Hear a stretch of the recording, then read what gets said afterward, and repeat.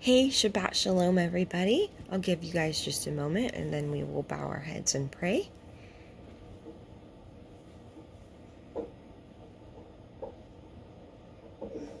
All right, let's go ahead and bow our heads and pray, you guys.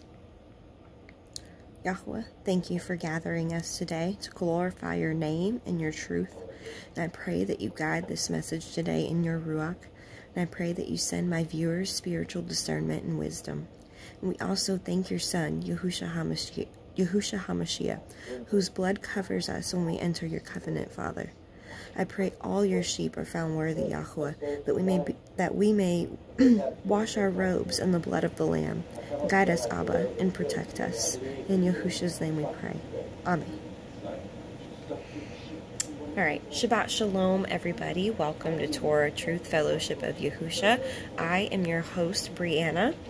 And this week's message is going to be going over the sealing of Yahuah and his remnant and how that sealing is found in the Shabbat. We're taking a little break this week from our message from Isaiah because Abba, Yahuah, is really pressing on my spirit to get this message out there to you guys. So let's go ahead and get into this. The Shabbat, or the Sabbath, as some call it.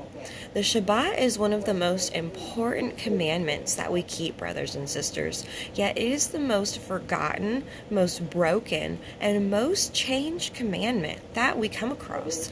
Many have changed the commandment, making it to no effect. First, it was changed to Sunday, which we will get into later in this message.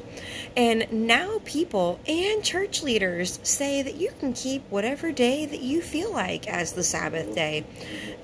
So many people guard the wrong Sabbath day, or they don't guard it at all. It is the most broken commandment, and one that is broken out of sheer ignorance.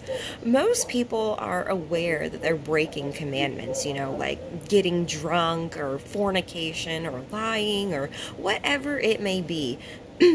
Most people are aware that what they're doing is a no-no.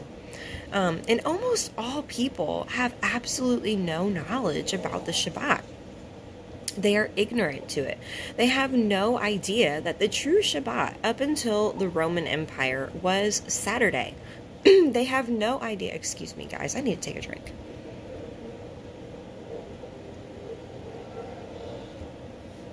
Oh, sorry.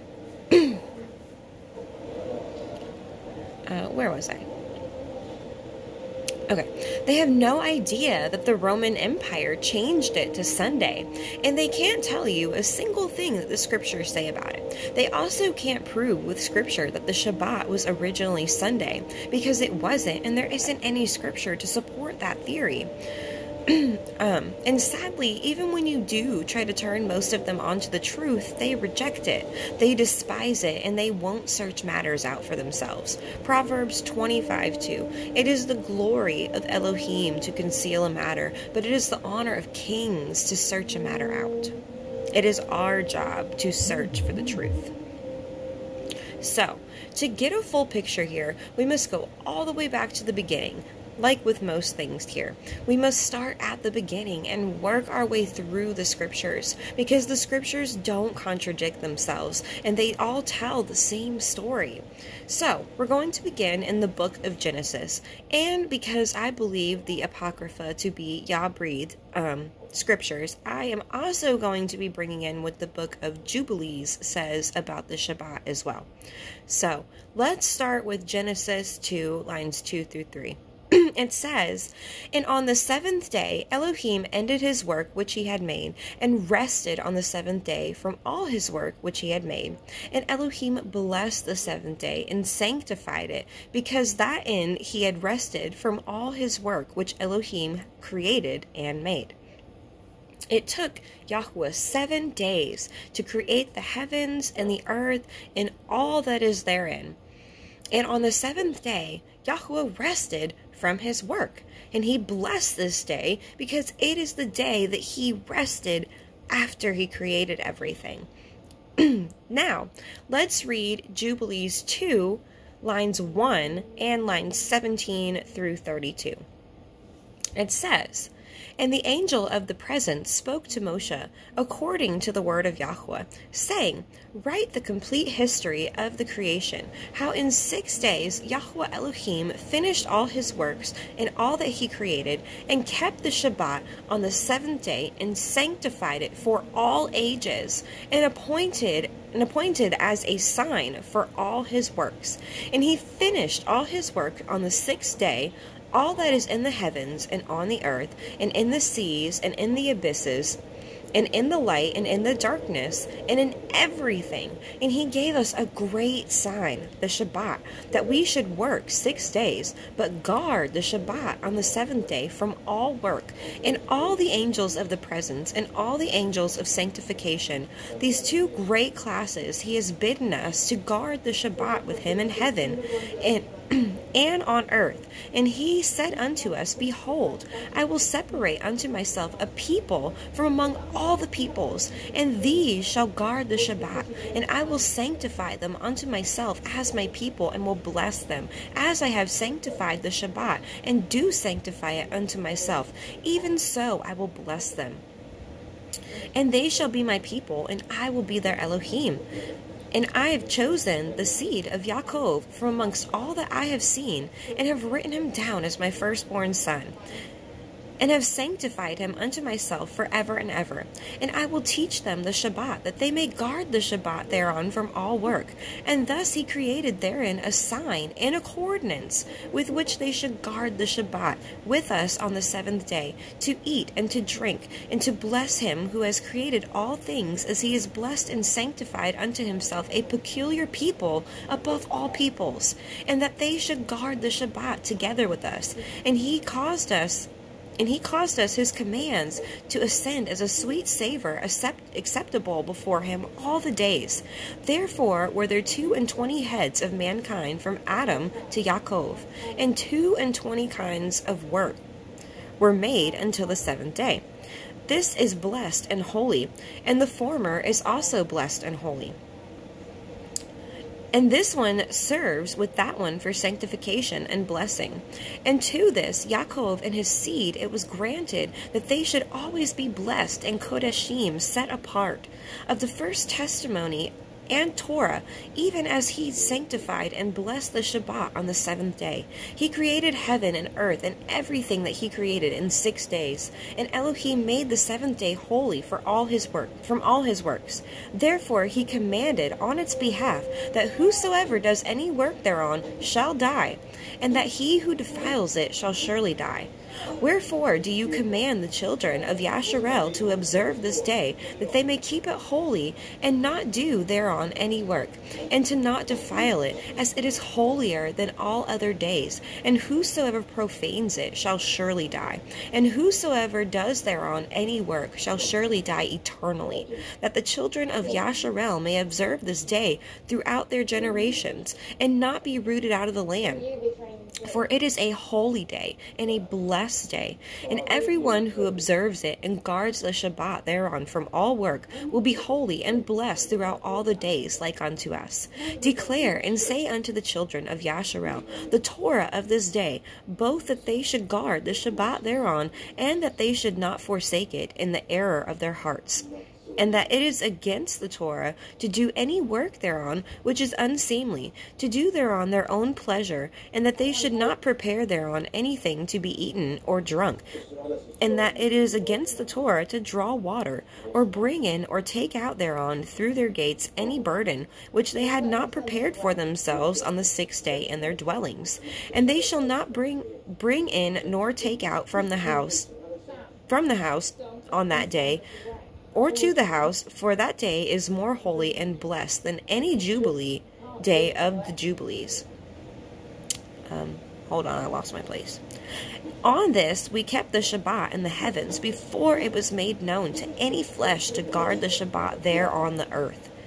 And the Creator of all things blessed it. But he did not sanctify all peoples and nations to guard the Shabbat thereon, but Yasharel alone.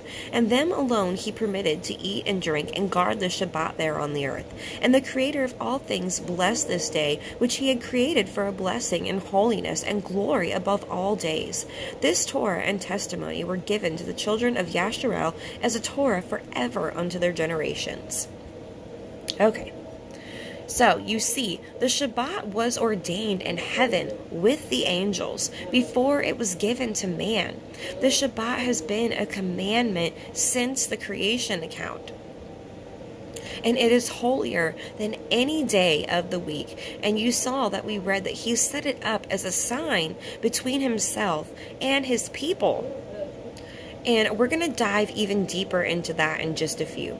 We are not supposed to do any kind of work on this day. No labor or pleasure. All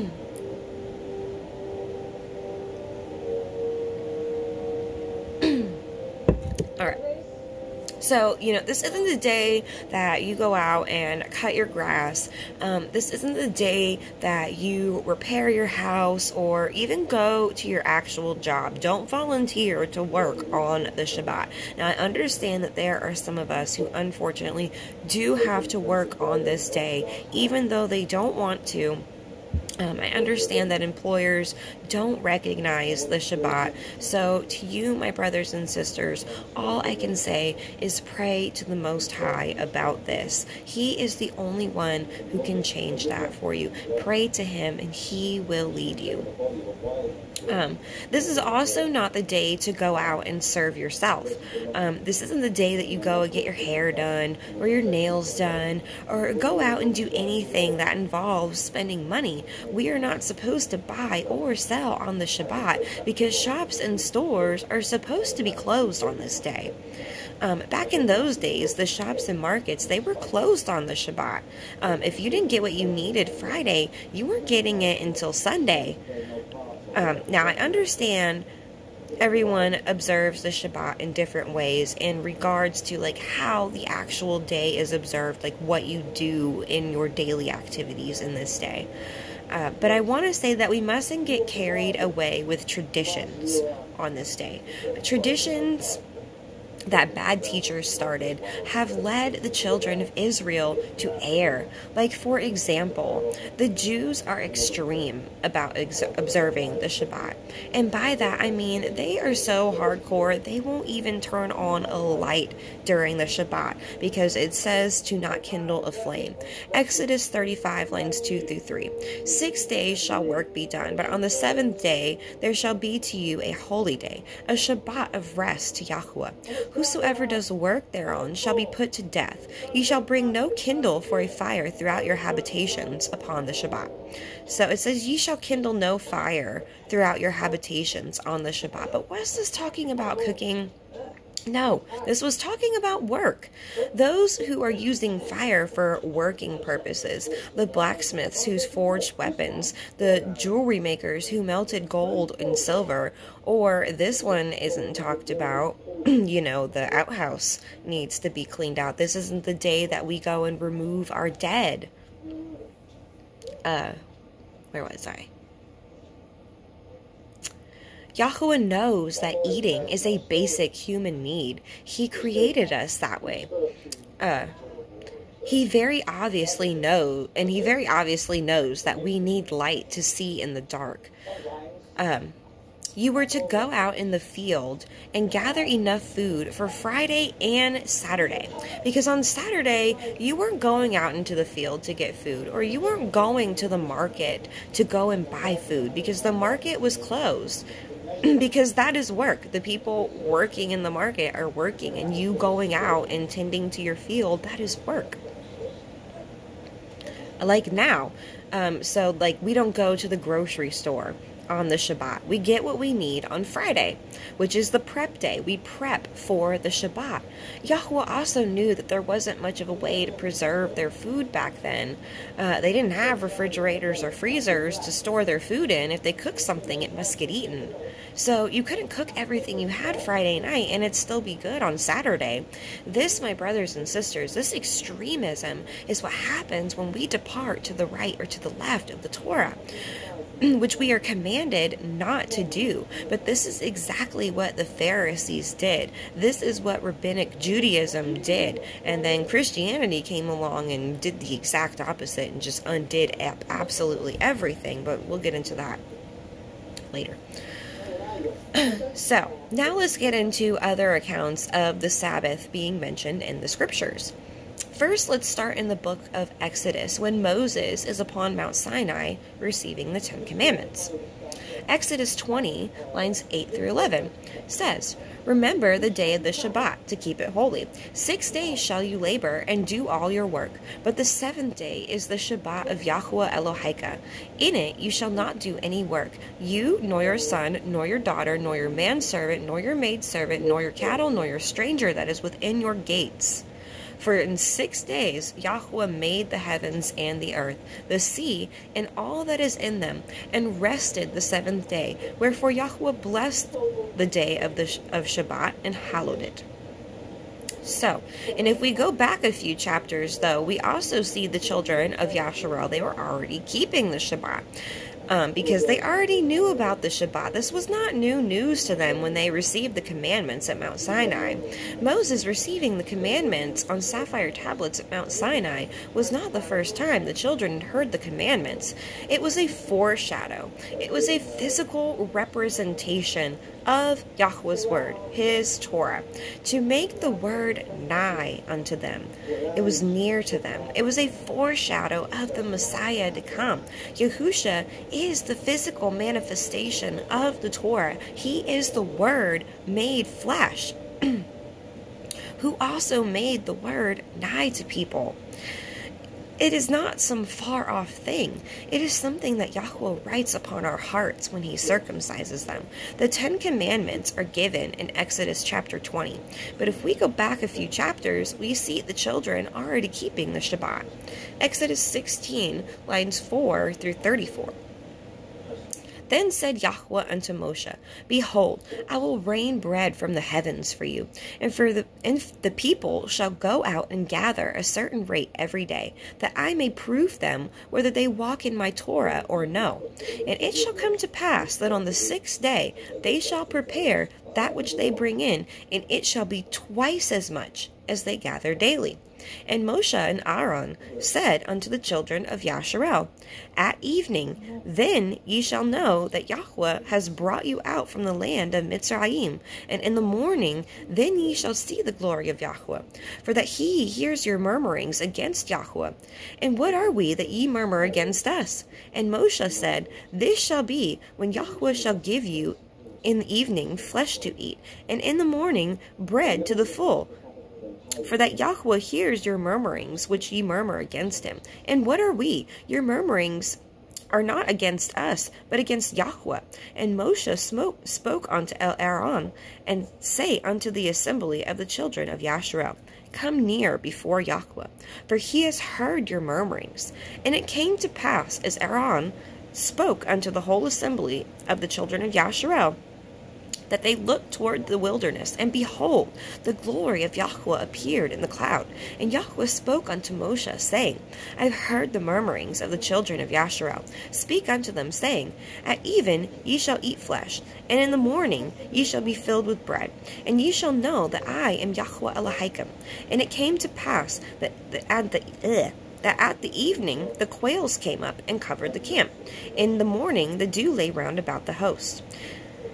And when the dew that lay up was gone, behold, upon the face of the wilderness there lay a small round thing, as small as the hoarfrost on the ground, the frost you get from the dew. And when the children saw it, they said to one another, It is manna. He made it rain bread. for they knew not what it was. And Moshe said unto them, This is the bread which Yahuah has given you to eat. This is the thing which Yahuah has commanded.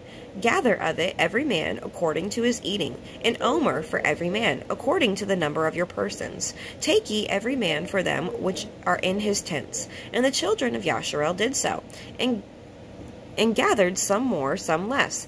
And when they did meet it with an omer, he that gathered much had nothing over, and he that gathered little had no lack. They gathered every man according to his eating. And Moshe said, Let no man leave it till the morning. Notwithstanding they hearkened unto Moshe, but some of them left it until the morning, and it bred worms, and stank. And Moshe was wroth with them, and they gathered it every morning, every man according to his eating. And when the sun waxed hot, it melted. And it came to pass that on the 6th day they gathered twice as much bread, 2 omers for one man. And all the rulers of the assembly came and told Moshe. And he said unto them, This is that which Yahuah has said. Tomorrow is the rest of the holy Shabbat unto Yahuah. Bake that which ye will bake today, and seethe that ye will seethe. And that which remains over lay up for you to be kept until the morning. And they laid it up till the morning, and as Moshe bade. And it did not stink, neither was there any worm therein.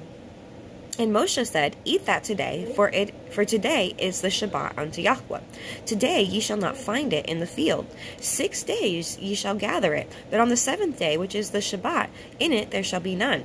And it came to pass that there went out some of the people on the 7th day for to gather, and they found none. And Yahuah said unto Moshe, How long refuse ye to guard my commandments and my Torah? See for that Yahuah has given you the Shabbat. Therefore he gives you on the 6th day the bread of 2 days. Abide ye every man in his place. Let no man go out of his place on the 7th day. So the people rested on the 7th day. And the house of Yasharel called the name thereof manna, and it was like coriander seed, white, and the taste of it was like wafers made with honey. And Moshe said, This is the thing which Yahuah commands. Fill an omer to be kept for your generations, that they may see the bread wherewith I have fed you in the wilderness, when I brought you forth from the land of Mizraim. And Moshe said unto Aaron, Take a pot, and put an omer full of manna therein, and lay it up before Yahuah to be kept for your generations. As Yahuah commanded Moshe, so Aaron laid it up before the testimony to be kept. So, at this point, the children of Yasharel hadn't been wandering in the wilderness for too long, and they were hungry, and they were murmuring against Yahuah to Moses and Aaron. Why did you bring us out here? Pharaoh was going to kill us, and now you've let us out here to starve to death. And they wished in their hearts for Yahuah to make it rain meat. They were tired of eating matzah cakes, which is what they had been eating since they came out of Mitzrayim when they made the matzah for the Pesach, the Passover. They were tired of eating matzah. So Yahuah told Moses and Aaron, Tell the assembly that I am going to make it rain bread in the morning. And then they called this bread manna, and meat in the evening. And they would collect a certain amount every day of the bread, the manna. And on the 6th day, they were to collect double this amount, to prepare for the Shabbat. And for the first 5 days, they were tested to see if they would obey Yahuah or not. And they were tested on the 6th and 7th day as well. It was all a test. But anyways, so they were tested. They were told not to keep anything overnight to the morning. But they didn't listen, and it stunk, and it bred worms. Where was I? But they were told to collect double on the 6th day, enough for 2 days, and save that for the 2nd day to have to cook on the Shabbat. And there was some who didn't collect enough for 2 days on the 6th day. And they came out on the Shabbat to get food, and the fields were empty. There was no manna. And Moses told them that it would be like that. He said to collect everything on the 6th day, so to prepare for the Shabbat. It's not going to be out there on the Shabbat. And Yahuah says to Moses, How long are they going to refuse my Torah and my commandments? And after this, the people rested on the 7th day. Okay, now moving on to the book of Leviticus. Leviticus 23, lines 2 through 3. So speak unto the children of Yasharel, and say unto them concerning the feast of Yahuah, which ye shall proclaim to be holy assemblies. Even these are my feasts. 6 days shall work be done, but the 7th day is the Shabbat of rest, a holy assembly. You shall do no work therein. It is the Shabbat of Yahuah in all your dwellings. So, and this chapter here is speaking about Yahuah's feast. And you see how he says that these are my feasts. They belong to him, and to him alone. And at this point in time, all 12 tribes of Israel are still together. It's like I said last week, a lot of people forget that the house of Yasharel is made up of the 12 tribes, and the Jews, the house of Judah, is just one of them. The Torah is for anyone, native born or stranger. Let's actually read about that before we move forward. Let's read about the accounts where it says that the Torah is for everybody. It was not just for the children of Jacob when they came out of Egypt. It is for everyone, native born and stranger. Let's check it out. Exodus 12:49. One Torah shall be to him that is homeborn, and unto the stranger that sojourns among you. And Leviticus 24:22.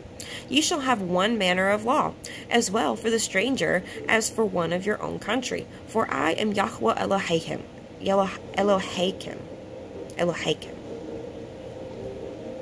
And Numbers 15:29. Ye shall have one Torah for him that sins through ignorance, both for him that is born among the children of Yasharel, and for the stranger that sojourns among them.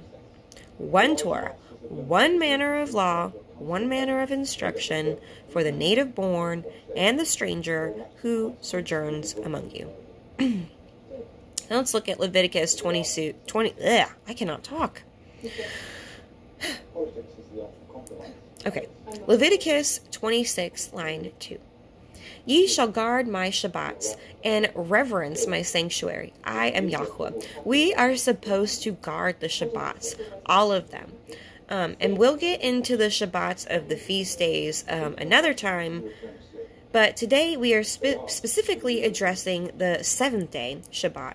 But when it comes to the feast days, there's 7 feasts. And the first day of the feast and the last day, the 7th day of the feast, is a Shabbat.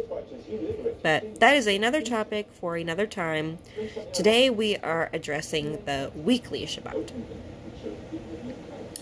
Alright, let's see what the book of Deuteronomy says as well. Deuteronomy 5, lines 12 through 14. Guard the day of the Shabbat, to sanctify it as Yahuah Elohika has commanded you. 6 days you shall labor, and do all your work. But the 7th day is the Shabbat of Yahuah Elohika. In it you shall not do any work, you, nor your son, nor your daughter, nor your manservant, nor your maidservant, nor your ox, nor your ass, nor any of your cattle, nor your stranger that is within your gates, that your manservant and your maidservant may rest as well as you.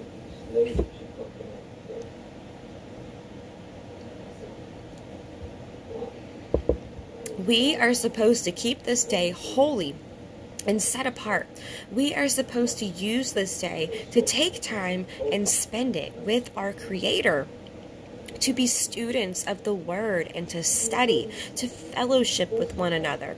This day is set apart to deepen our relationship with Yahuah. This day is meant to be spent studying the Word and praying to the Most High, or fellowshipping with brothers and sisters and praying to Yahuah together. It is a day of rest, the day that Yahuah rested after He created the heavens and the earth and everything therein. And the book of Isaiah touches on this subject as well. I thought that was interesting. Even though we're taking a break this week from our Isaiah series, the Most High found a way to still incorporate Isaiah this week. And this is stuff that we'll be going over more extensively in the coming weeks. The book of Isaiah is so important, you guys, and I really hope that my message from Isaiah series is really showing you guys that. Alright, Isaiah 56, lines 1 through 2.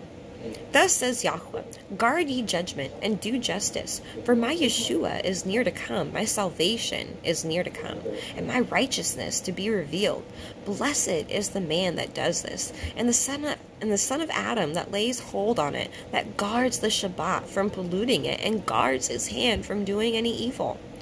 And remember where we are in the book of Isaiah. Isaiah is prophesying of the Messiah, and he is prophesying of the comfort that Yahuah will bring to Yasharel when New Jerusalem arrives. And we just talked about our Messiah's crucifixion and everything. We saw the prophecies of how he was broken for us, and his blood redeemed us from our iniquities. And then we see the comfort that Yahuah brings to his remnant when Zion comes to the earth. When our Yeshua, our salvation, arrives. Guard your judgment and do justice. Do the Torah, because his Torah, his righteousness, is going to be revealed soon. Blessed is the man who does this, and the son who lays hold on it, who guards it.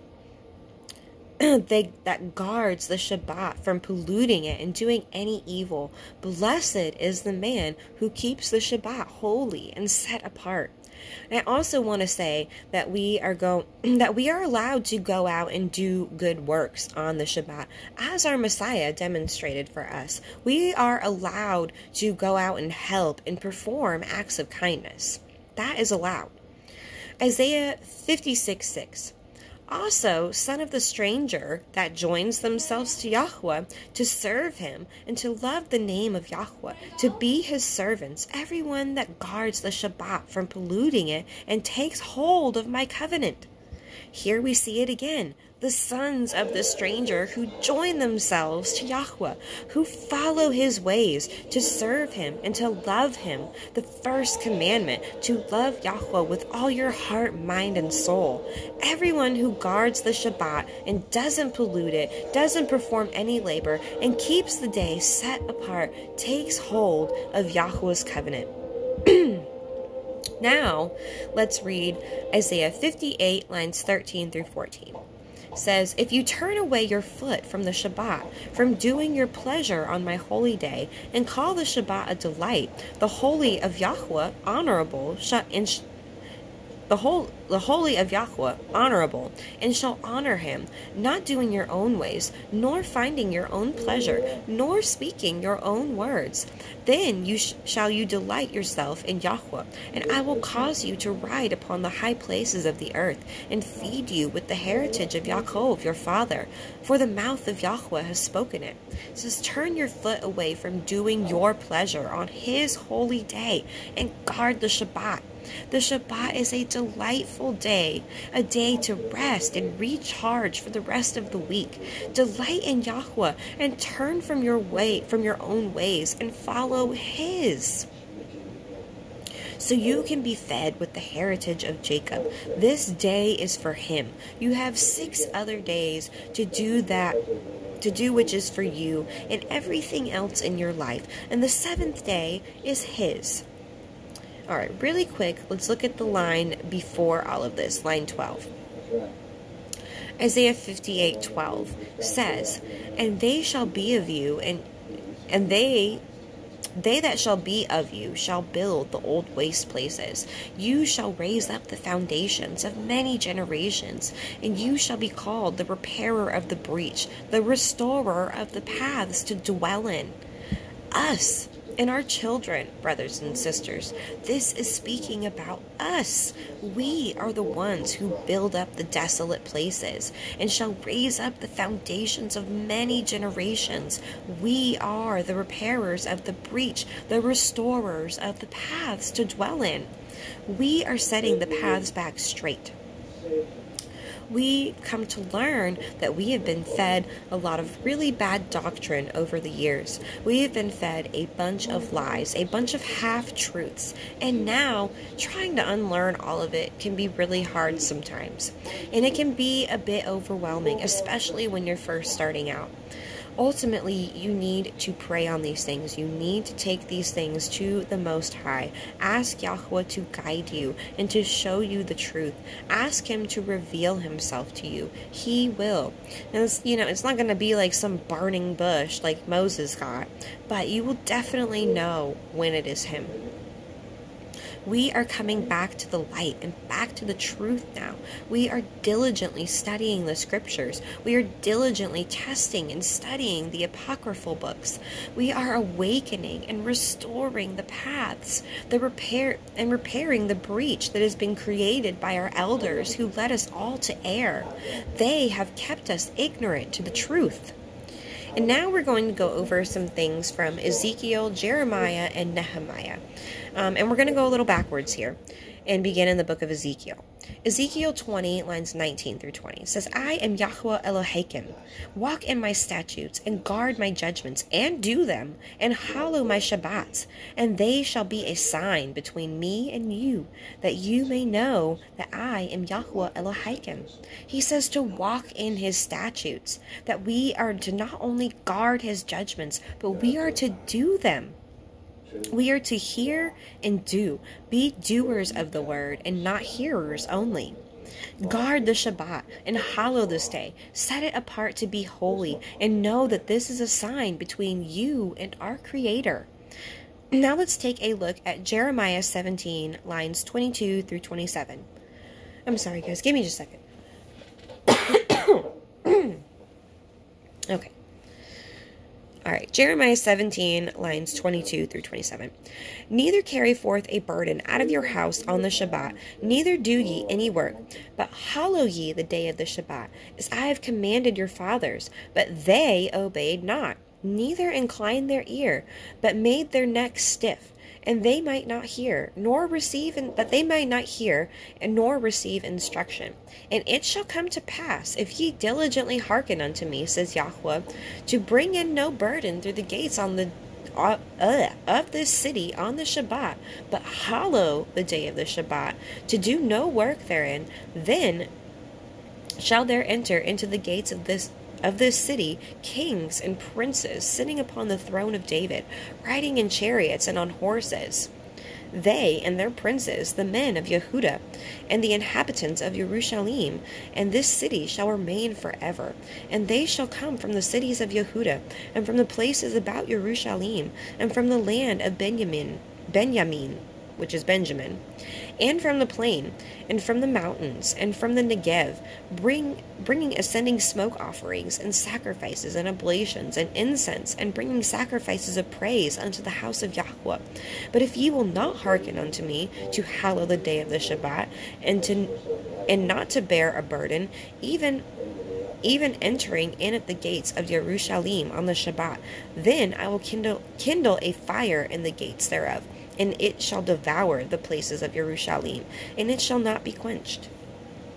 So, we are to not carry out any burdens on the Shabbat, as we read earlier in the book of Exodus and Jubilees.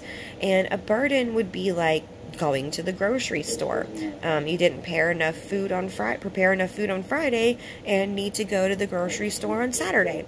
That is commanded against. You have 6 days to prepare for this one day. So there really is no excuse.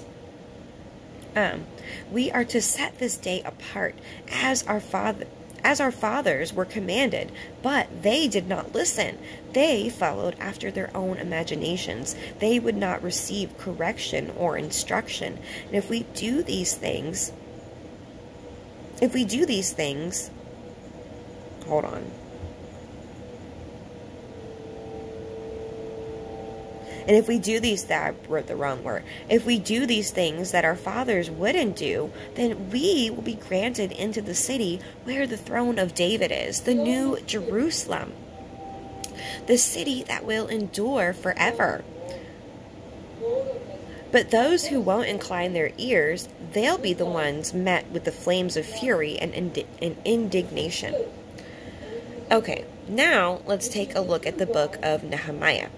Nehemiah 9, lines 13 through 14. You came down also upon Mount Sinai, and spoke with them from heaven, and gave them right judgments, and true laws, good statutes, and commandments, and made known unto them your holy Shabbat, and commanded them precepts, statutes, and laws by the hand of Moshe your servant. And this is speaking about when Moses delivered the Hebrew children out of Egypt and received the commandments on tablets at Mount Sinai, the renewal of the covenant. Yahuah spoke with Moses from heaven at Mount Sinai, and he gave Moses counsel and instruction for 40 days and nights while he was up there. Moses basically got a Torah crash course while he was up on Mount Sinai to come back down and instruct the people. Yahuah taught Moses right judgment and true laws and good statutes and commandments, and made known to them the Shabbat and how important the Shabbat is. At the hand of Moses, he made all his laws and statutes and ordinances known to the children of Israel, to re-instruct them in the way that they should go. But they wouldn't listen, and they wouldn't obey. Now let's look at Nehemiah 10, line 31.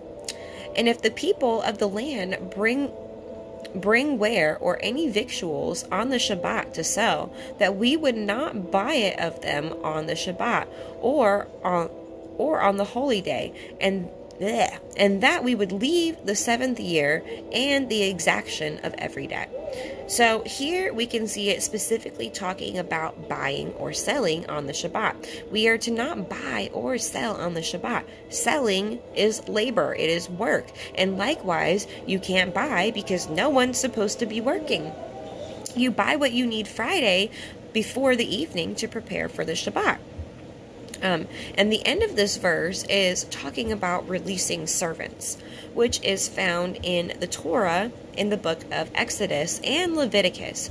If you hired a servant to work in your house, or you were sold or given a servant, he or she was yours for 6 years, and at the end of 6 years, beginning the 7th year, you were to release your servant to go back to their homeland. But anything that they had while they served belongs to their Adonai, their master. And if they have a wife who is a servant, she must stay unless her 7 years are up, along with any children. But the servant is also allowed to stay if they like to. And most times they did, because they had families and stuff. So most times they did end up staying. And that is what the end of that verse is talking about.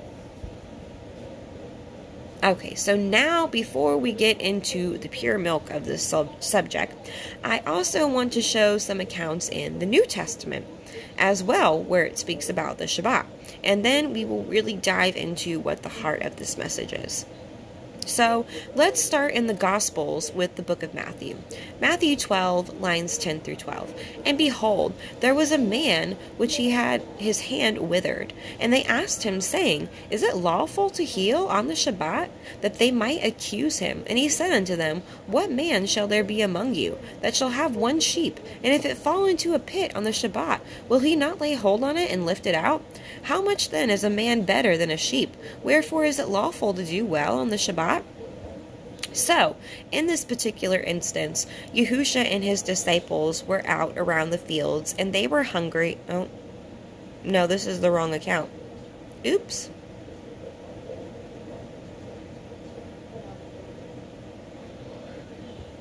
I didn't put the rest of it in here. So, okay. So, yeah, in this particular, I didn't put the rest of the story in here. So, in this particular account, before what I read happens in the lines before that, Yahushua and his disciples, they were out in the fields, and they were hungry, so they picked some grain to eat, and it happened that some of the Pharisees, they saw this, and the Pharisees, they were looking for, like, any way they could to condemn him and find him guilty of anything they could find him guilty of. They refused to believe that Yahushua was the Messiah. So, anyways, the Pharisees saw this, and they tried to accuse him of not preparing for the Shabbat, to which Yahushua replied, if your sheep falls into a pit on the Shabbat, would you leave him there until Sunday because it's the Shabbat, or would you rescue your sheep who are in distress? And Yahushua and his disciples did not transgress the commandment, because they weren't out there gathering for the day. They weren't unprepared. They were just walking past, and they wanted a snack, so they plucked a piece of grain to take it with them and snack on. And we can compare this to, like, say you're walking around and you see a grapevine and you just plucked a couple of grapes off the vine to pop in your mouth really quick. That's like the same thing that happened here.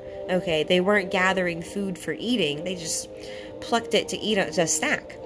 And they, the Pharisees, they're the ones who transgressed the commandment and made Yahuah's laws to no effect by all the extra rules that they set forth and held to a higher standard than the instructions set forth by our Father in heaven. And like I said earlier, the Jews today, they're so hardcore about their extra rules and stipulations that they do not even turn on a light switch on the Shabbat. And then after this, Yahushua went on to heal the man that tried to accuse him. One of the men that tried to accuse him, his hand was all withered up. He had something wrong with his hand, and Yahushua laid hands on him and healed him. And then they tried to accuse him of that too, saying, can you heal people? Is it lawful to heal people on the Shabbat? So, all right, now let's read Matthew 11, lines 28 through 30. Come unto me, all ye that labor and are heavy laden, and I will give you rest. Take my yoke upon you, and learn of me. For I am meek and lowly in heart, and ye shall find rest for your souls. For my yoke is easy, and my burden is light. I really want to talk about this first before we move forward. Yahushua says, come unto me, all of you who labor and bear heavy burdens, and he will give us rest. Take his yoke, his Torah, and learn of him. Learn the word. Yahushua is the word. Learn of him. And we will find rest for our souls. His yoke is easy. The commandments are easy. And his burden is not heavy, because it is not a burden at all. It is a delight. 1 John 5:3, for this is the love of Elohim, that we guard his commandments, and his commandments are not grievous. The commandments are rest for the soul. Reading and studying the word is a delight. It truly is, brothers and sisters. Your soul feels peace and comfort and restful. So, like I always say, you guys, get your Bibles out and read them. Start in Genesis and work your way through. We must be reading the word. And we must, brothers and sisters, we must be students of the word. We must dissect the word and diligently seek the truth. Please don't just take my word for it. Break out your Bibles and earnestly seek the truth for yourself. Pray on it over and over again. I am no one, you guys. I am merely just a messenger. I don't speak my words or my truth. I speak the Most High word, the Most High's words in his truth. These are his words, not my own, and all credit and all praise goes to Yahuah. He has revealed these things to me, and he has put it on my spirit to spread the message. Okay, moving forward to the Gospel of Mark. Mark 2, lines 23 through 28. And it came to pass that he went through the field. Oh, well. Oh, no, this is a different account. There's several accounts of this same story. And it came to pass that he went through the fields on the Shabbat, and his Talmudim began, as they went, to pluck heads of grain. And the qodeshiym said unto him, Behold, why do they on the Shabbat why do they do on the Shabbat that which is not lawful? And he said unto them, Have ye never read what David did, when he had need and was hungry? He and they that were with him, how he went into the house of Elohim in the days of Abiathar the high priest, and did eat the showbread, which is not lawful to eat but for the priests, and gave also to them which were with him. And he said unto them, The Shabbat was made for man, and not man for the Shabbat. Therefore the son of Adam is Adonai also of the Shabbats. So, here we see the same account that we read in Matthew. Yahushua and his disciples were out in the field, and they plucked some grain to eat. And the Pharisees saw this, and they accused him of doing that which is unlawful on the Shabbat. And in both instances, Yahushua refers to an instance with David before David became king. At this time, he was still serving under Saul, and Saul was seeking to kill David. Saul had a demon that would overcome him, and David was the only one that could, like, subdue him when this happened. But the more the demon, like, overcame Saul, the more harder it began to be for David to subdue him and, like, calm him back down. It began to not work. And eventually Saul turns against David and he seeks to kill him. But Saul's son Jonathan, he loved David and he vowed to protect him, and he did. Like, they were best friends. So David fled from Saul's kingdom with the help of Jonathan, and he took people with him. And the next city David makes it to, he runs into a priest who actually knew, like, who he was. And the priest was afraid, and he was like, why are you alone? Because he knew that he was like a servant, like Saul's right hand or whatever. And he was like, what are you doing here? Why are you alone? And David tells him that he was on urgent business for the king, and he asked if he could have some bread. And the priest tells him, you know, I don't have any common bread. This bread I have is hallowed. It is for the priests. Meaning it has been blessed by Yahuah. And David also says that he has men close by and he needs to go feed his men. And the priest says, well, are you clean from women? And David says, yes, the man and I are holy and not defiled with women. So the priest gives him bread, and David was a hungry and faithful servant of Yahuah. He had fled Saul's kingdom for his life, and Yahuah provided for him and the men that he had brought with him. David did not break any commandments here. The Shabbat was made for man and not man for the Shabbat. The Shabbat was created for us to rest and to spend time with our Creator. We weren't created to create our own day of rest or create all these extra rules. Okay, now let's read Mark 15, lines 40 through 42. There were also women looking on afar off, among whom was Miriam of Migdal. And Miriam, the mother of Yaakov, was Yaakov the Less, and of Yosef and Shalom, who also, when he was in Galilee, followed him and ministered unto him, and many other women which came up with him unto Jerusalem. And now, when the even was come, because it was the preparation, that is, the day before the Shabbat. So, after Yahushua finally died on the cross, it was the evening before the Shabbat, when they were finally able to take him down. Like, he died on prep day. I'm sorry, let me read. I got it written down. So, he was crucified, and he was put up on the stake during the Passover, which was from Tuesday evening to Wednesday evening. And the day after Passover is a high Sabbath day. So Wednesday morning, he was put on the stake, and Wednesday evening is when he died. And Thursday, the second day of Passover, was a Sabbath day, so they could not remove him from the stake on this day, because it was a Sabbath. So Friday day was the prep day for the weekly Sabbath. So Yahushua was crucified in between two Sabbath days. Friday evening begins the Sabbath, the weekly Sabbath, because on the Hebrew calendar, evening begins the next day. So Sabbaths are observed from evening to evening. So from Friday evening to Saturday evening. So as we read above, now the evening comes, and it is now preparation day for the Shabbat. And this was of significance because now they can remove Yahushua down from the stake. They couldn't remove him until sundown because it was still a Sabbath day, the day after the Passover. They couldn't perform any work. So once the Sabbath is over, they removed him from his stake. Now let's read Luke 13, lines 10 through 17. And he was teaching in one of the synagogues on the Shabbat. And behold, there was a woman which had a ruach of infirmity, 18 years, and was bowed together, and could in no wise lift herself up. And when Yahuah saw her, he called her to him, and he said unto her, Woman, you are loosed from your infirmity.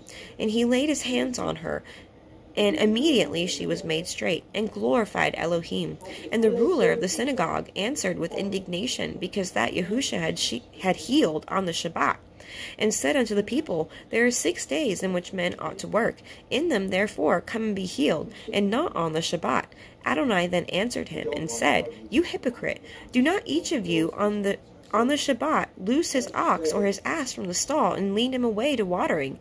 And ought not this woman, being a daughter of Abraham, whom Satan is bound, lo, these 18 years, be loosed from this bond on the Shabbat? And when he had said these things, all his adversaries were ashamed, and all the people rejoiced for all the glorious things that were done by him.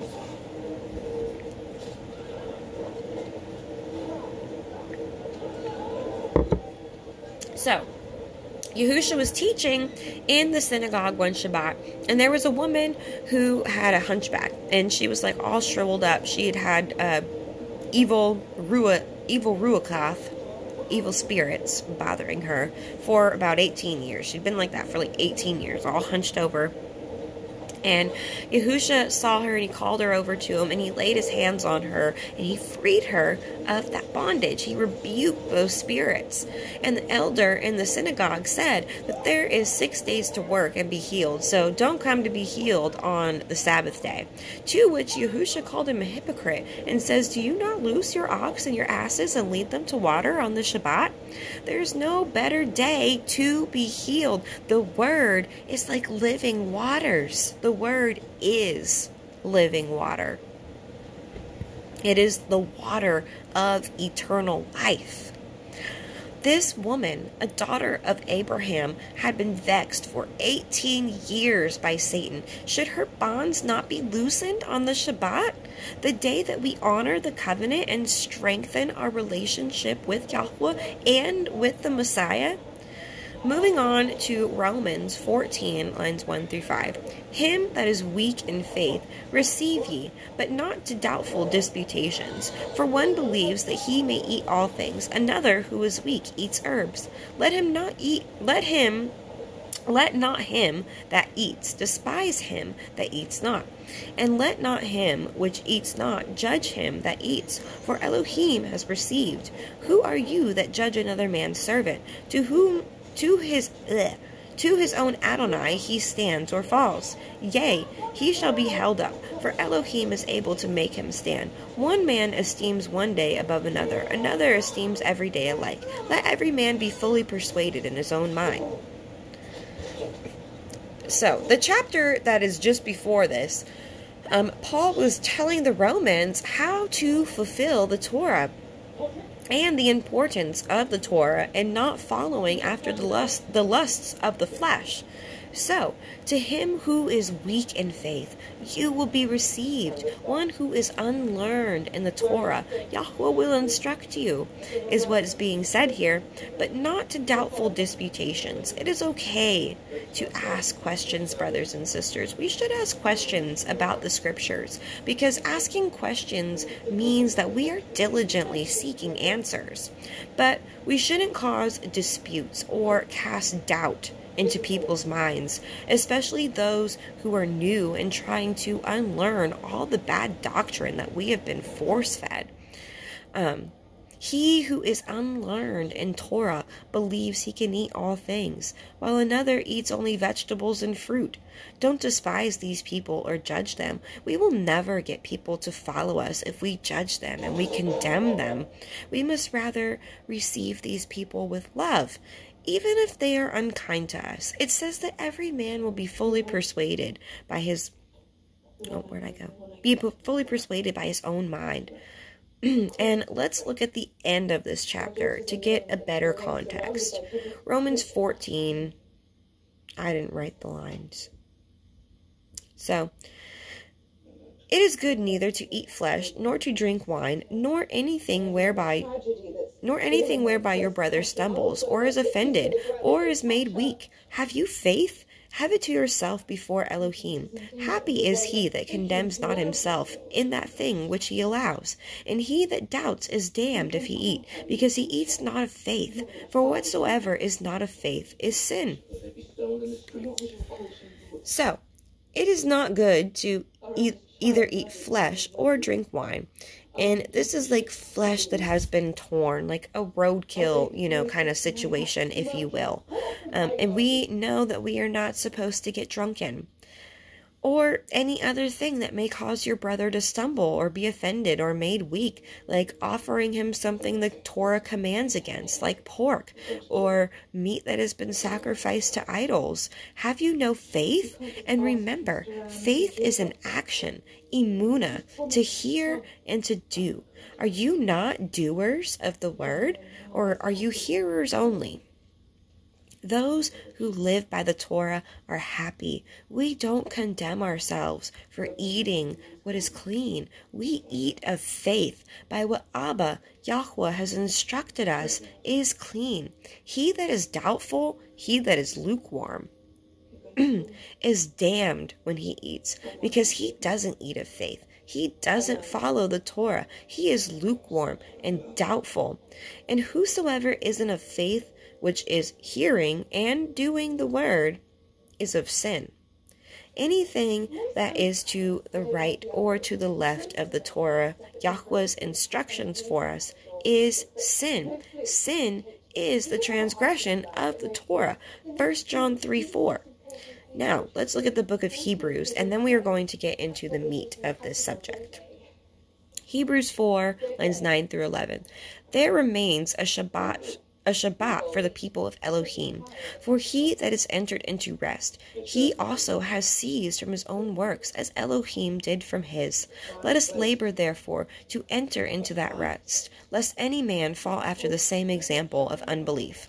So here Paul was telling the people the salvation and the rest that is coming in the New Jerusalem. Yahuah's rest and comfort for his people, like we talked about last week in our Isaiah series. The good news which was preached unto their fathers through the prophets, mostly through Isaiah, and they didn't listen. And remember, we talked about this a couple of weeks ago in part 5 or part 6 of the Isaiah series. He spoke of preaching the Besorah, the gospel, the good news of salvation, Yeshua.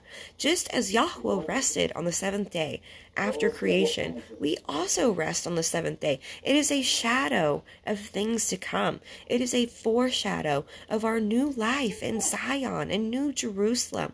It is practice for what we are going to be doing there. Everything we do now is practice for what is going to come, including the feast. It is a foreshadow of events. We must heed the message unless we want to fall after the example of the unbelievers.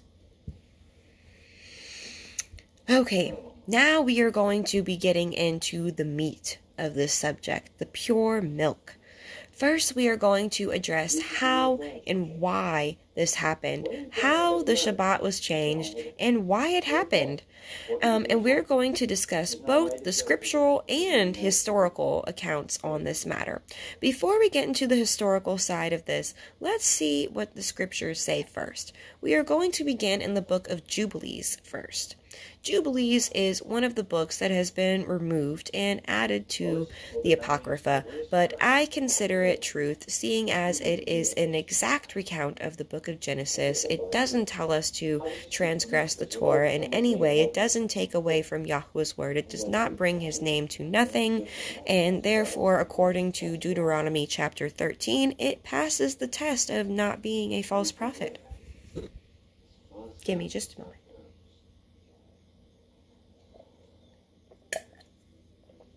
Okay, so Jubilees, chapter 1, lines 6 and lines 10 through 13, lines 15 through 19, and lines 23 through 28. This really tells us the whole story of how and why it happens. I don't really need to read anything after this, but I'm going to anyways. You guys know me. I like to be thorough.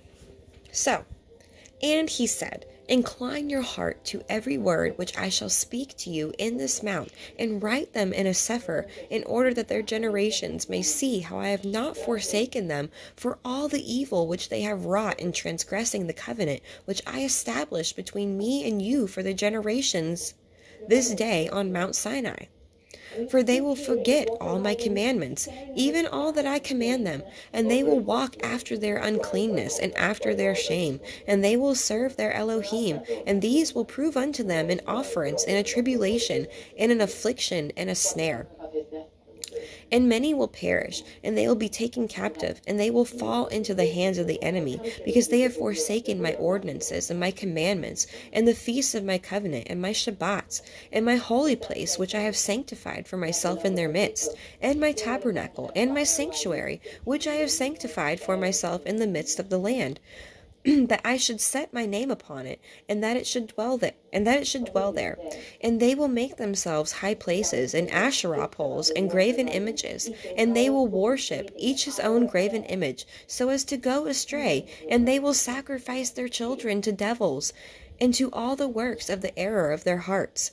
And I will send witness unto them, that I may witness against them, but they will hear not. And I will slay the witnesses also, and they will abrogate and change everything, so as to work evil before my eyes. And they will forget all my Torah and all my commandments and all my judgments, and will go astray as to new moons and Shabbats and feasts and jubilees and ordinances. And after this they will turn to me from amongst the other nations with all their heart and with all their soul and with all their strength, and I will gather them from amongst all the other nations. And they will seek me, so that I shall be found of them. And when they seek me with all their heart and soul, and I will disclose to them abounding peace with righteousness, and I will remove them the plant of uprightness with all my heart and all my soul. And they shall be for a blessing and not for a curse, and they shall be the head and not the tail. And I will build my sanctuary in their midst, and I will tabernacle with them, and I will be their Elohim, and they shall be my people in truth and in righteousness. And I will not forsake them nor fail them, for I am Yahuah Elohim. And Yahuah said unto Moshe, I know their contrariness, and their thoughts, and their stiff-neckedness. And they will not be obedient till they confess their own sin and the sin of their fathers. After this they will turn to me in all uprightness, and with all their heart and with all their soul, and I will circumcise the foreskin of their heart, and the foreskin of the heart of their seed, and I will create in them a Ruach HaKodesh, and I will cleanse them, so that they shall not turn away from me from that day unto eternity. And their souls will cleave to me and to all my commandments, and they will fulfill my commandments, and I will be their father, and they shall be my children. And they shall all be called the children of the living Elohim, and every angel and every Ruach shall know, yea, they shall know that these are my children, and that I am their father in uprightness and righteousness, and that I love them. And do you write down for yourself all these words which I declare unto you on this mountain, the first and the last, which shall come to pass in all the divisions of the days of the Torah, and in the testimony, and in the weeks and the jubilees unto eternity, until I descend the tabernacle with them throughout eternity. And he said unto the angel of the presence, Write for Moshe from the beginning of creation, till my sanctuary has been built among them for all eternity. And Yahuah will appear in the eyes of all, and all shall know that I am the Elohim of Yasharel, and the father of all the children of Yaakov, the king on Mount Sion for all eternity, and Sion and Jerusalem shall be holy. So, like I said before, right here, this tells us the entire story. It tells us how and why all this happened, and how the children are woken back up again, and how it happened suddenly. And a lot of this stuff that we've read, we've also spoken about in the Isaiah series. Much of what is said here is prophesied in the book of Isaiah, and we see that it's all because of the prophecy that is set forth in Deuteronomy chapter 30, lines 1 through 3. Which we've talked about quite a few times in the Isaiah series as well. So let's go deeper on this. Proverbs 3, lines 1 through 2 says, My son, forget not my Torah, but let your heart guard my commandments. For length of days and long life and peace shall they add to you. Forget not his Torah, brothers and sisters. Write his commandments upon your heart. Guarding his Torah is the key to the kingdom, the key to everlasting life. Deuteronomy 18, lines 9 through 13. When you are come into the land which Yahuah Elohika gives you, you shall not learn to do after the abominations of those nations. There shall not be found among you anyone that makes his son or his daughter to pass through fire, or that uses divination, or one that practices sorcery, or an enchanter, or a witch, or a charmer, or a consulter with familiar spirits, or a wizard, or a necromancer. For all that do these things are an abomination unto Yahuah. And because of these abominations, Yahuah Elohika drives them out from before you. You shall be perfect with Yahuah Elohika. Yahuah specifically says that we are not to follow after the ways of the other nations. We are not to follow their customs or their traditions, their sorcery, or to mix with them. It is an abomination. Those who commit the abominations will be driven out. We are called to be perfect, to strive for perfection as our Messiah was perfect. Nehemiah chapter 9, lines 16 through 17. But they and our fathers dealt proudly, and hardened their necks, and hearkened not to your commandments, and refused to obey, neither were mindful of your wonders that you did among them, but hardened their necks, and in their rebellion appointed a captain to return their bondage. But you are an Elohim, ready to pardon, gracious and merciful, slow to anger, and of great kindness, and forsook them not. Our fathers before us dealt proudly and hardened their necks. They thought that they were better than people, yet they refused to obey the commandments, and they exalted their own traditions over the traditions of Yahuah. They refused to hearken to the commandments and obey them, and instead they rebelled and appointed themselves to bondage and captivity. But Yahuah, through his Son, Yahushua HaMashiach, is willing to pardon our transgressions and forsake us no more if we will repent and turn back to his ancient ways. Let's look at 2 Kings chapter 17, lines 14 through 17. Notwithstanding that they would not hear, but hardened their necks, like to the neck of their fathers, that did not believe in Yahuah Elohim, and they rejected his statutes and his covenant that he cut with their fathers, and his testimony which he testified against them. And they followed vanity, and became vain, and went after the heathen that were round about them, concerning whom Yahuah had charged them, that they should not do like them. And they left all the commandments of Yahuah Elohim, and made them molten images, even 2 calves, and made Asherah poles, and worshipped all the host of heaven, and served Baal, or Baal.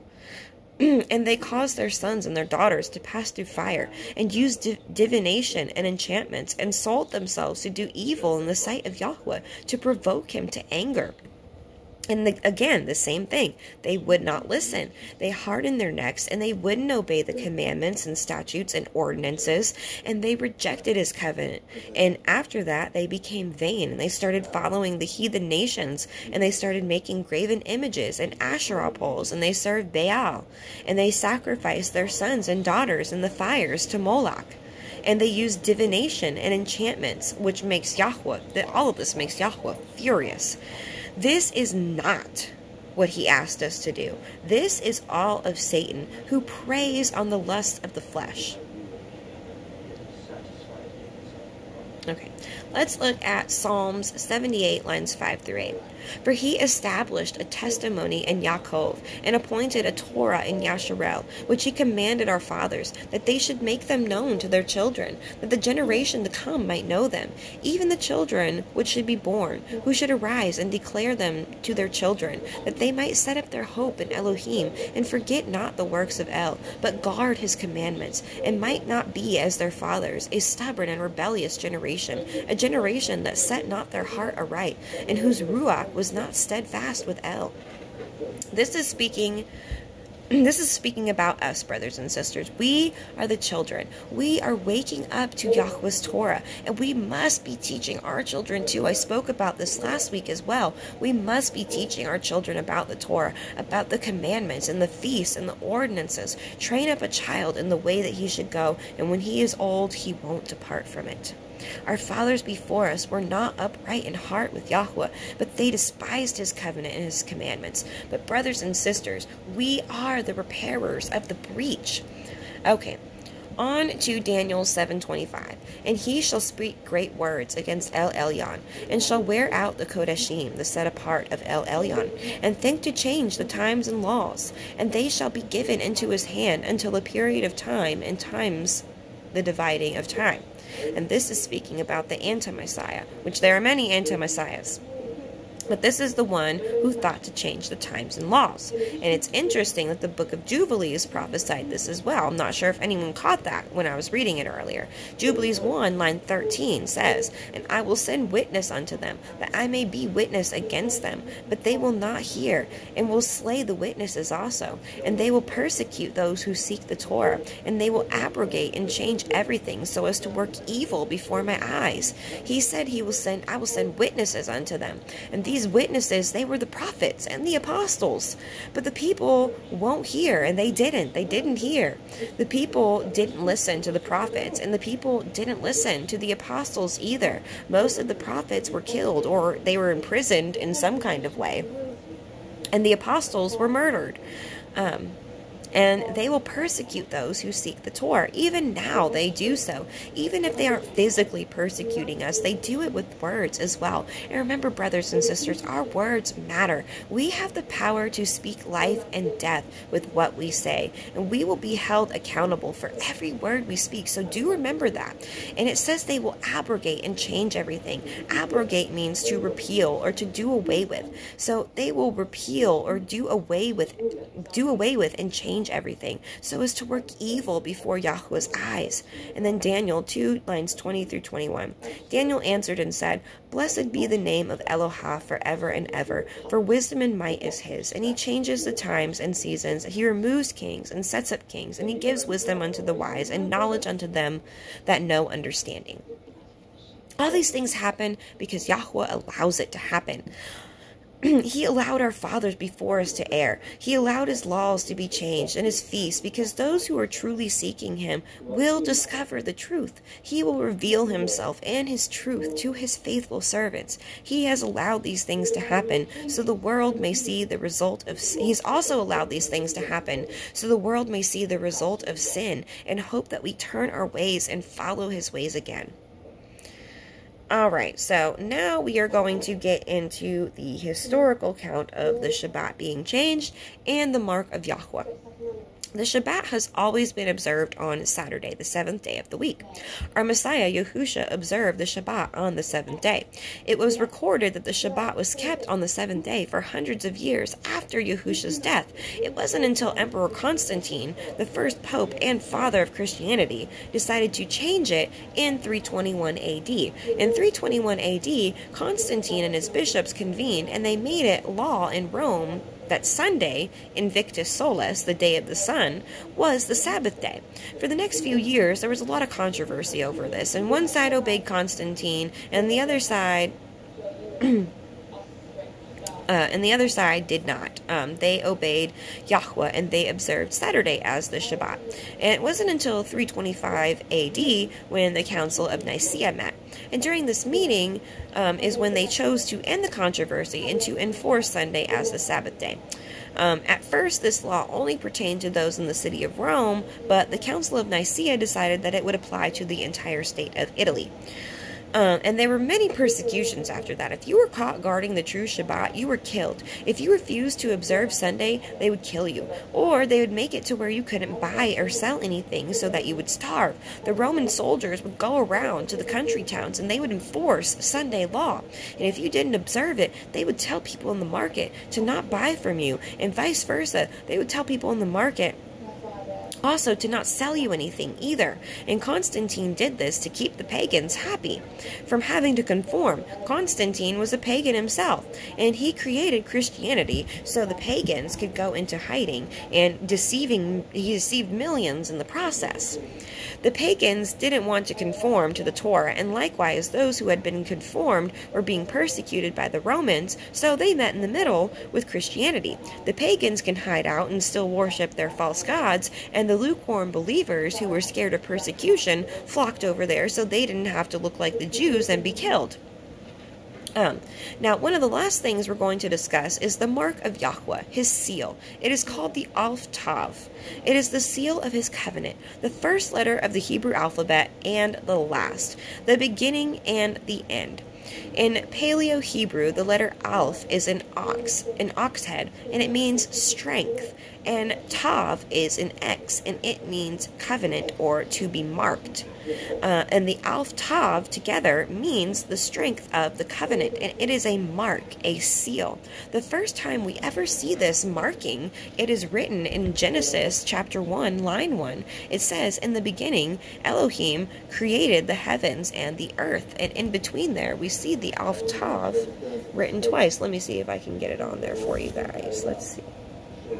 Alright, you can see it once here, that Hebrew marking right there, and once again right there. Okay, that is the Aleph Tav. That is written in modern Hebrew, not in Paleo Hebrew. So, we also see this mark anytime we see Yahusha's name, and Yahweh's name too, especially when his name is Yahuah Sabaoth. Or anytime he is prophesied to the prophets, when you see his name in prophecy as Yahuah Sabaoth, we see this mark a lot next to his name. But back to Genesis, it says in the beginning, Elohim created the heavens and the earth. And let's look at John chapter 1, line 1. In the beginning was the Word, and the Word was with Elohim, and Elohim was the Word. And here again, we see, oh, hold on, here again. Where is it at? Alright, right. Let me see it.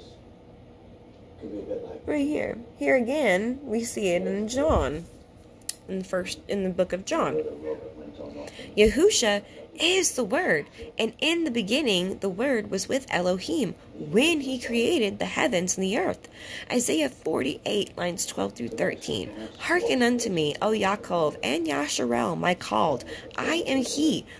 I am the first, I am also the last. My hand also has laid the foundation of the earth, and my right hand has spanned the heavens. When I call unto them, they stand up together. And we talked about these verses a few weeks ago as well. Hearken unto me, O Jacob, which is another name for Israel. They are synonymous. He has called Israel by name.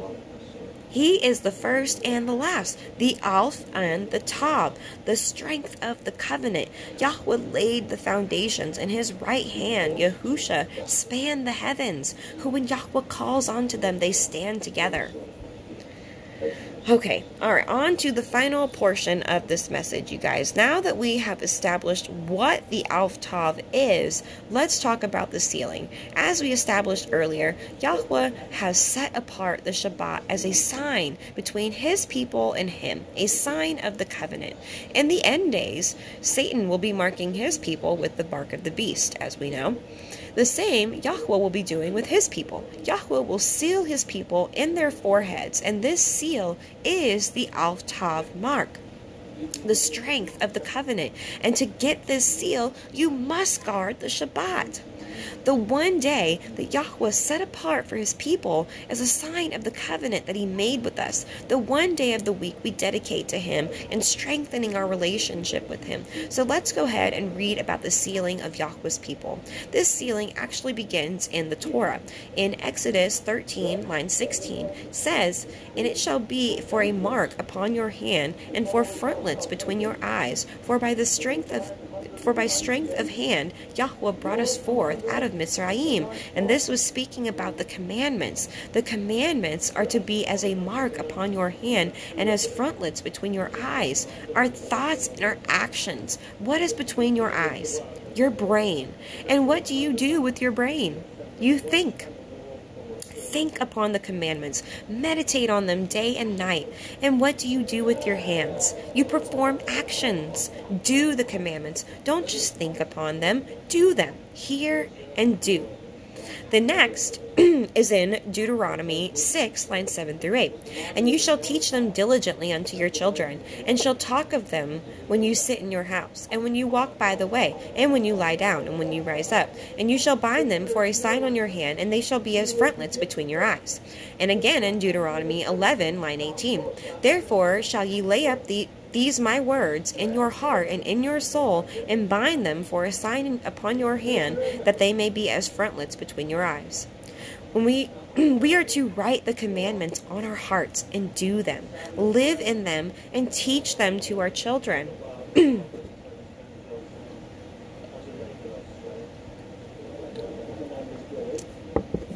Now let's look at Ezekiel 9:4. And Yahuah said unto him, Go through the midst of the city, through the midst of Jerusalem, and set a tav upon the foreheads of the men that sigh and that cry for all the abominations that be done in the midst thereof. It says, Go in the midst and set a tav on the foreheads of those who sigh and cry against the abominations of Jerusalem. Set upon them the spirit of the law, the Ruach HaKodesh, that helps us keep the commandments.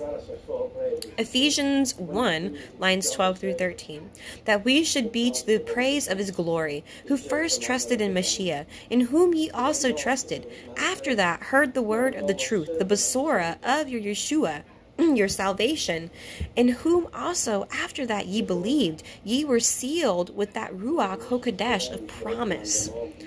When we trust our Messiah, Yahusha, and follow him, after we hear his word of truth and Besorah, the good news of our salvation, we are sealed with the Ruach HaKodesh, the seal of promise, the promise of inheriting the New Jerusalem. Ephesians 4:30. And grieve not the Ruach HaKodesh of Elohim, whereby ye are sealed unto the day of redemption. Don't grieve the Ruach. Don't resist it or reject it. It is the key that helps seal our salvation. Upholding the commandments is how we get sealed. And obtaining the Ruach HaKodesh, the Father's Spirit, is how we uphold the Torah. You can't have one without the other. You have to have both. Otherwise, your works are of your own and they are vain. Now, let's look at Revelation and the final sealing of the qodeshiym, the set apart, before the second coming. Revelation 7, line 1 through 4. And after these things I saw 4 angels standing on the 4 corners of the earth, holding the 4 winds of the earth, the wind that should not blow on the earth, nor on the sea, nor on any tree. And I saw another angel ascending from the east, having the seal of the living Elohim. And he cried out with a loud voice to the 4 angels, to whom it was given to hurt the earth and the sea, saying, Hurt not the earth, neither the sea, nor the trees, till we have sealed the servants of our Elohim in their foreheads. And I heard the number of them which were sealed, and there were sealed 144,000 of all the tribes of the children of Yasharal. So the angels are in heaven, and they are preparing for the wrath that is about to come on the earth. And they are at each end of the earth preparing. And another angel flies in the midst of them and says, Don't hurt any flesh or anything on the earth until the servants of Yahuah have been sealed in their foreheads. 144,000 are sealed from the 12 tribes of Israel. And that's not a lot of people, but not many have hearkened to the truth. I shared this picture on Facebook, and here is a good way to kind of put this into perspective here. Yahusha fed 5,000 people, yet only 500 people truly followed him. He had 12 disciples, yet only 3 followed him to the garden, and only 1 followed him to the stake. So will the kingdom of heaven be like. Now, let's look at Revelation 9, lines 4 through 5. And it was commanded them that they should not hurt the grass of the earth, neither any green thing, nor neither any tree, but only those men which have not the seal of Elohim in their foreheads. And to them it was given that they should not kill them, but that they should be tormented 5 months. And their torment was as the torment of a scorpion when he strikes a man. Once again, we see that it was commanded of the angels of Yahuah to not hurt anything, not even a single blade of grass, until all the servants are sealed in their forehead, and to only hurt those who are not sealed in their forehead. And then the tribulation begins, and we witness Yahuah's wrath on the wicked, each plague getting worse than the last, just as it did in Egypt with Moses. And lastly, Revelation 14:1, and I looked, and lo, a lamb stood on Mount Sion, and with him 144,000, having his father's name written in their foreheads. John is having a vision, and he sees Mount Sion, the New Jerusalem, and he sees the lamb standing on top of it, Yahushua, and he sees again the 144,000 standing with him, having Yahuah's name written in their foreheads, those who were kept from wrath and counted blameless before the throne of Elohim. And Revelation 14:12. Here is the patience of the qodeshiym. Here are they that guard the commandments of Elohim and the faith of Yahushua. Be patient and wait on Yahuah. He isn't slow to fulfill his promises. Be strong and don't fear. Guard the commandments. Guard the Shabbat, which is the fourth commandment. Use this day to deepen your relationship with our Abba, our Father. Diligently seek him, and seek him while he can still be found. Don't wait until it's too late. And keep the testimony of Yahushua. And his testimony was to declare his father's true name, Yahuah, the name he came in, Yahushua, which means Yah is salvation. And he came to teach the Torah correctly. He came to fulfill what Isaiah prophesied of him. And as you have seen in our Isaiah series, he prophesied that Yahushua would come and teach the Torah correctly, to magnify it, and to begin the re-sewing of the houses back together. All right, brothers and sisters, that wraps up this week's message. Next week, we'll be back on the Isaiah series, so let's go ahead and wrap this up with a prayer, guys. Yahuah, thank you for allowing me to be your messenger, and thank you for putting this message on my heart and causing me to speak your truth. And I pray my brothers and sisters understand the complexity and severity of this message. And I pray that you send them your spirit of wisdom, Yahuah. Circumcise their hearts and allow them to receive your truth. And we thank your son, Yahushua HaMashiach, the one who was prophesied about, and the one who came in your name and fulfilled what was said. And I pray that we all be found worthy to be protected by his blood and to escape the fierce wrath you are bringing upon this earth. In Yahushua's name we pray. Amen. All right, brothers and sisters, if you are sticking with me for the Torah portion, I will see you there. If not, I will see you next week. Enjoy the rest of your Shabbat, and Shalom.